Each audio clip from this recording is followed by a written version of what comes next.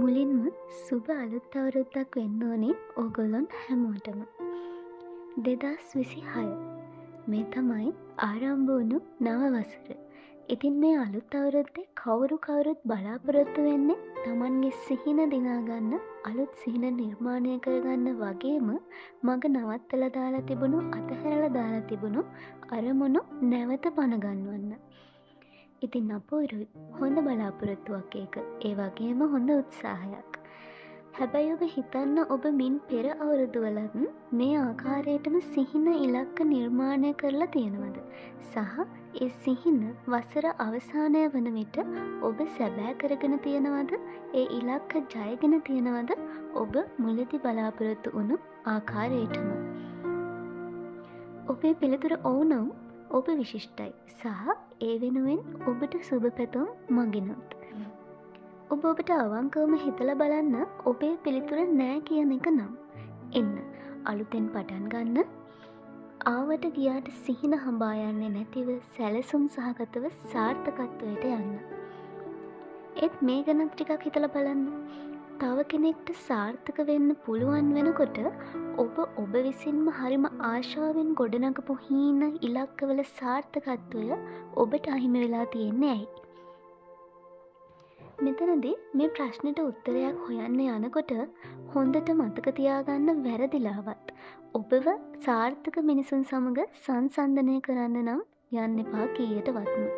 ඒ වෙනුවට ඔබට කරන්න පුළුවන් ඔබේ සාර්ථකත්වය වෙනුවෙන් ඔවුන්ව මෙහෙයවපු ආකාරය හොයලා බලන්න. ඒ විතරක් නෙවෙයි, ඒවා ඔබේ ජීවිතයටත් ගැළපෙන පරිදි ආදේශ කරගන්න. ඒකට කිසිම ප්‍රශ්නයක් නැහැ. මොකද අපි රෝල් මොඩල් කෙනෙක්ව ෆලෝ කළාට කිසිම ප්‍රශ්නයක් වෙන්නේ නැහැ. අපි එකිනෙකාට ආවේනික විවිධත්වයකින් යුතු මිනිස්සු. ඔබේ සිහින එකිනෙකාට වෙනස්, ඔබේ අවශ්‍යතා එකිනෙකාට වෙනස්, ඔබේ ඉලක්ක එකිනෙකාට වෙනස්, ඔබේ හැඟීම් දැනීම් වල ස්වභාවයන් පවා එකිනෙකාට වෙනස්. එහෙමනම් මම සරලව කියන්නම්, සිහින දකින්න ඕනම කෙනෙක්ට හැකියාව තිබුණා වුණත් ඒව සාක්ෂාත් කරගන්න අතලොස්සකට පමණක් හැකි වෙන්නේ ඇයි කියලා. සරල පිළිතුරක් තියෙන්නේ. ඒ තමයි සාර්ථක වුණු මිනිසුන් සතුව තියෙන සැලසුම් සහගත භාවය. ඒත් එක්කම අඛණ්ඩව ක්‍රියාත්මක වීම සහ ඔවුන් සතුව පවතින ස්වයං විනය.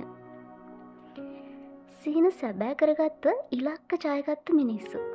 සිහින ඉලක්ක ගොඩ නගන්නෙම ඒ වෙනුවෙන්ම වන පැහැදිලි සැලසුමකුත් එක්ක. එහෙමත් නැත්නම් මුලින්ම ඉලක්කය ගොඩනගන ඔවුන් සිහින සැබෑ කරගන්න හිතාගෙන තියෙන දෙවනි පියවර වෙන්නේ අනිවාර්යෙන්ම සැලසුම් සකස් කිරීම. ඔවුන් සැලසුම් කරනවා ඔවුන් ගොඩනගන ඉලක්කයත් සාර්ථකත්වයත් අතර ගමන් මාර්ගය තුළ ඔවුන් ක්‍රියාත්මක විය යුතු පිළිවෙල. හැබැයි මතක තියාගන්න, සාර්ථකත්වයත් සාපේක්ෂයි එකිනෙකාගේ අවශ්‍යතාවල ආවේනිකත්වය මත. ඔබට තේරෙන්නට ඇති මම සිහිගැන්වීමකුයි කළේ ඔබව කිසි විටක සාර්ථකයි කියලා හිතන අය සමග සසඳන්න අවශ්‍යතාවයක් ඇත්තේම නැහැ. එසේනම් ඔබ ඔබේ සාර්ථකත්වය වෙනුවෙන් ගොඩනගපු ඉලක්කයන්ගේ සැලැස්මත් ඔබටම ආවේනික එකක් වෙන්න ඕනි නේද? හරි, මොකක්ද මේ සැලසුම් සහගත වෙන එකේ තියෙන වාසිය? ඒකෙන් ඔබට පුළුවන් ඔබේ සිතේ ඇඳගත්ත සිහිනයට හොඳ පැහැදිලි දැක්මක් ලබා ගන්න. අපි සිහින දකින්න පටන් ගත්තට ඒ වෙනුවෙන් කරන්න ඕනේ මොනවද, කරන්න ඕනේ නැත්තේ මොනවද කියන එක දන්නේ නැත්නම් මොනව වෙයිද? හීන හිතේම තිබිලා කාලයක් එක්ක ඒව බොල් වෙලා යාවි. එහෙමත් නැත්නම් ඔබ යන්තමින් වැඩේ ගොඩ දාගෙන තියේවි. නමුත් ඔබට ඒ ගැන හොඳ උද්‍යෝගිමත් තෘප්තියක් ලැබෙන එකක් නැහැ. ඊළඟ දේ තමයි ඔබ ඔබේ සිහින වෙනුවෙන් වැඩ කරන්න ඕනි කියලා හිතාවි. එහෙම හිත බොහෝ කාලයක් වැය කරලත් තියේවි. පටන් ගන්නෙ කොතනින්ද කියලා හිතාගන්න බැරිව එතනදිත් හීන හිත ඇතුළෙම මැරිලා යන්න තියෙන ඉඩකඩ බොහෝම වැඩි. එහෙමනම් ඔබට නිශ්චිත කාල නිර්ණයක් සමඟ පිළිවෙලට ඔබේ සාර්ථකත්වයට ළඟා වෙන්නත් සැලසුම් සහගත බව කියන දේ වැදගත් වෙනවා. මොකද අපි මේ මොන දේ කළත් අපි කාලය කියන දේත් එක්ක හොඳ සහසම්බන්ධයක් තියෙන්න ඕනේ ඔබ කරන්න යන කාර්යයේ පරාසය කුමක් වුවත්. තවත් දෙයක්. ඔබට ඔබේ සිහිනයට යන මාවතේ පියවරයන් ගැන හරි හැටි අවබෝධයක් නැතිකම මත ඔබ සාර්ථකත්වයට යනවා වෙනුවට සීසීකට පාවෙවී ඉඳීවි. ඔබ නොදැනුවත්වම මං උලා වෙලා ඉඳීවි. එහෙමනම් ඔබ ඔබේ සාර්ථකත්වය වෙනුවෙන් යම් ඉලක්කයක් ගොඩනගලා තියෙනවා නම් සාර්ථකත්වයේ ආරම්භක අධීරය ඔබ දැනටමත් පහු කරලයි තියෙන්නේ. ඊළඟ අධීරයට ඔබට අවශ්‍ය වෙන්නේ සටහන් පොතක් සහ පෑනක්. හොඳ හුස්මක් අරගෙන නිවාඩු පාඩුවේ ඉඳගෙන ඔබේ ඉලක්කය නැත්නම් ඔබ ගොඩනැගූ සිහිනය හා ඒ සාර්ථකත්වය අතර ඔබ තැබිය යුතු පියවර පිළිවෙලට පෙළගස්වන්න. මතක තියාගන්න ඒ පියවර වෙනුවෙන් ඔබ ගත යුතු කාලයත් සමගම සටහනක් තියාගන්න. මෙතනදි කියන්න ඕනේ ඔබට අවශ්‍ය පරිදි කාලය කළමනාකරණය කරගන්න ඔබට ඕන තරම් නිදහස තියෙනවා අවශ්‍යතාවය සාධාරණයි නම්. මේ සැලසුම් කරණය තුළින් ඔබේ ඉලක්කයේ අන්තර්ගතය ඒකේ ස්වභාවය ඔබ හොඳින් වටහා ගනීවි. ඔබ වෙනුවෙන් කොයිතරම් වගකීම් සහගත වෙන්න ඕනේද? ඔබ වෙනුවෙන් කොයිතරම් වගකීම් සහගත වෙන්න ඕනේද? කොයිතරම් කැප වෙන්න ඕනේද සහ ඔබ ඒ වෙනුවෙන් කොපමණ වැඩ ප්‍රමාණයක් කළ යුතුව තිබෙනවද කියන දේවල් ඔබට පිළිවෙලට හඳුනගන්න පුළුවන් වේවි. මේක හරියට ඔබේ ඉලක්ක ඔබ විසින්ම විශ්ලේෂණය කර ගැනීමක් වගේ. දැන් ඔබට පුළුවන් ඔබේ සිහිනවල යථාර්ථය දකින්න. ඔබ දැන් නිකන් සිහින දකින්නෙක් නොවන බවත් ඔබේ සිහින ඉලක්කවලට වගකිව යුත්තේ ඔබම බවත් ඔබට හොඳින් දැනෙන්න පටන් ගනීවි. හරි. එහෙනම් දැන් ඔබට තියෙන්නේ ඔබේ සැලසුමේ විදියට ඔබ සටහන් කළ පුංචි පියවර ඔස්සේ එකින් එක පිළිවෙලට වැඩ පටන් ගන්න එක. ඔබ පටන් ගන්න එක පියවරක් නිමාව දකින්න ඔබ අනෙක් පියවරය ආරම්භ කරන්න පෙර එකින් එක පිළිවෙලට ක්‍රියාත්මක වෙන්න. ඔබ ඒ වෙනුවෙන් නියම කරගන්න කාලයටම ඔබ ඒ කාර්ය නිම කරන්න උත්සාහ කරන්න. ඒ වෙනුවෙන් ඔබටම චැලෙන්ජ් එකක් කරගන්න.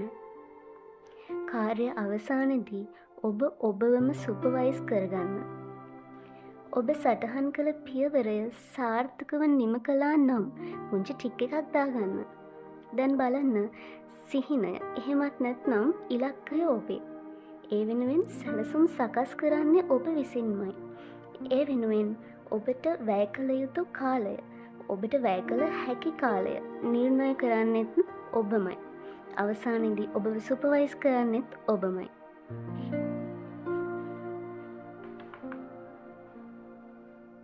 ඔබේ ඉලක්කයේ සිහිනයේ සාර්ථකත්වය වෙනුවෙන් ඔබ කොතරම් වගකීම් සහගත වෙන්න ඕනේද කියන එක දැන් ඔබට හොඳටම තේරෙනව නේද?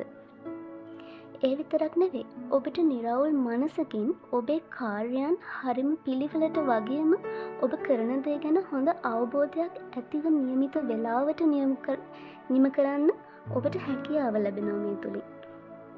ඔබ මෙහෙම හිතන්න. ඔන්න දැන් ඔබට ඉලක්කයක් සිහිනයක් තියෙනවා. ඔබේ හිතේ ඒ වෙනුවෙන් හොඳ සැලසුමකුත් තියෙනවා. පියවරෙන් පියවර සකස් කරගත්ත හොඳ ලස්සන සැලසුමක් තියෙනවා.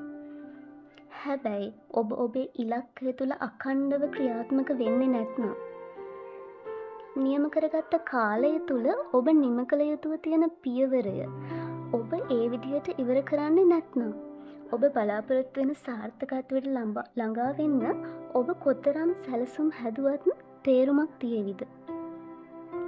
ඇත්තටම නැහැ. එහෙමනම් ඔබ සාර්ථක පුද්ගලයෙක් වෙන්න නම් සැලසුමකට අනුව වැඩ පටන් ගන්න එක තරම්ම වැදගත්. කන්සිස්ටන්සි එහෙමත් නැත්නම් අඛණ්ඩභාවය සහ සෙල්ෆ් ඩිසිප්ලින් ඒ කියුවේ ස්වයං විනයක් පවත්වා ගැනීම. මතක තියාගන්න සැලසුම් සහගත බව අකණ්ඩ භාවය සහ ස්වයං විනය ඔන්න ඔය කොලිටීස් තුන එක්ක ඔබ ගොඩ නැගුණොත් 2026 පටන් ගන්නකොට ඔබ දැකපු හීනේ නැත්නම් ඔබේ ඉලක්කයේ අස්සක් මුල්ලක් නැර විනිවිද දැකපු ඔබ ආ ගමන් මඟ ගැන පැහැදිලි අවබෝධයක් ඇතුව සාර්ථක කරගත්ත පුද්ගලයෙක් විදිහට 2027 අවුරුද්දට පය තබාවි ඔබ. ඒ විතරක් නෙවෙයි මුළු ජීවිත කාලෙටම හරි දැක්මක් ඇතුව වැඩක් කරගන්න ඕනි විදිය ඔබ ඉගෙනගෙන තියෙවි.